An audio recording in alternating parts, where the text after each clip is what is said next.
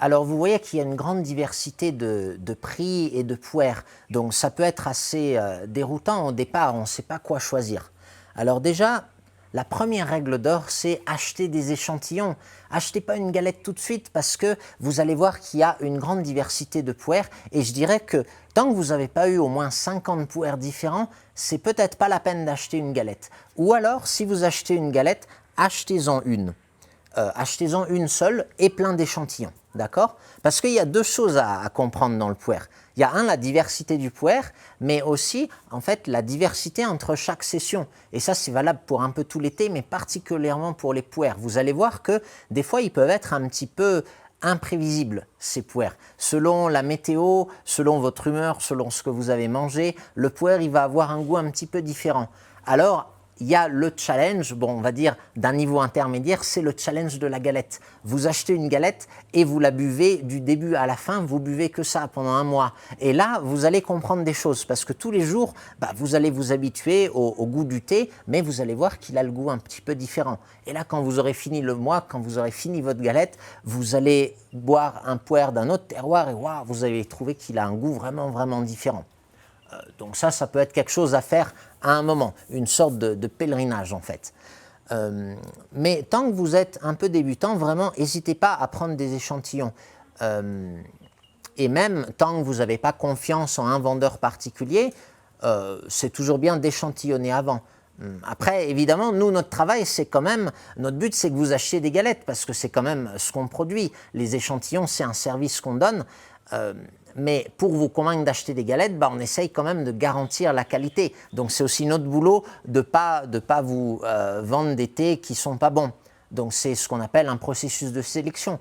Vous verrez que selon les vendeurs, en général, plus ils ont de produits en vente, plus ils ont de produits différents en vente, moins la sélection est rigoureuse forcément, puisque si on vend 1000 produits différents, c'est difficile d'assurer la qualité et l'homogénéité un petit peu de la sélection sur toute la gamme.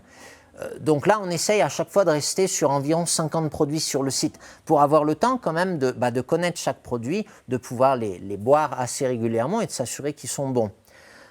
Mais bien sûr, ne nous faites pas confiance totalement.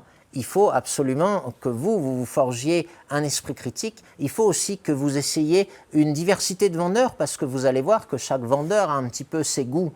Donc quand vous êtes débutant, je vous conseille vraiment de prendre des échantillons de différentes montagnes, de différentes années et d'acheter à différents vendeurs.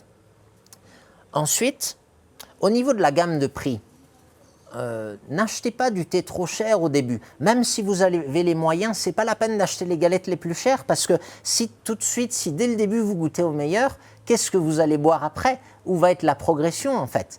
Alors j'espère que vous aurez une progression dans l'appréciation, mais en fait ça ne sert à rien de dépenser énormément au début. Il vaut mieux commencer, je pense, par les thés les plus accessibles en prix. Parce que imaginez que vous n'aimez pas ça en plus. C'est toujours mieux de ne pas gaspiller trop d'argent, même si on a les moyens. Et du coup, peu à peu, vous verrez que vous pourrez vous offrir, en fait, vous pourrez vous autoriser à acheter, si vous voulez, des galettes plus chères à mesure que vous estimez que vous progressez dans l'appréciation du thé. Et c'est vrai, par exemple, les différences entre jardin de plantation et jardin ancien, la différence est quand même assez subtile et elle nécessite une certaine compréhension quand même du puer. Donc au début, ça peut être bien par exemple de prendre un échantillon cher pour voir un petit peu la différence, mais beaucoup d'échantillons pas chers de différentes montagnes pour voir la différence de qualité, différence de profil. Des fois, il y a des thés qu'on préfère, mais pas parce qu'ils sont de meilleure qualité, simplement parce qu'ils ont une personnalité différente, un profil différent. Donc voilà, c'est un peu ce que je vous conseille. Achetez beaucoup d'échantillons pas chers et éventuellement un ou quelques échantillons plus chers, et une galette pour tester justement le challenge de la galette. Et après, vous me direz ensuite ce que vous en pensez.